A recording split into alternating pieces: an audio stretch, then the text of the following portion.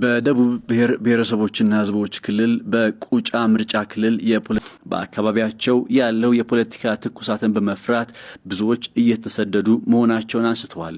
በመግለጫቸውም ላይ 500 የሚጠጉ አባወራዎች በዚህው የፖለቲካ ጫና ምክንያት ከቀያቸው መሰደድን መርጠዋል። አካባቢው ችግሮች ከመከሰታቸው በፊትና ወደ ሁከትና ብጥብጥ ከመገባቱ በፊት መንግስት በአፋጣኝ በአካባቢው የህግ የበላይነትን እንዲያረጋግጥ ጠይቀዋል።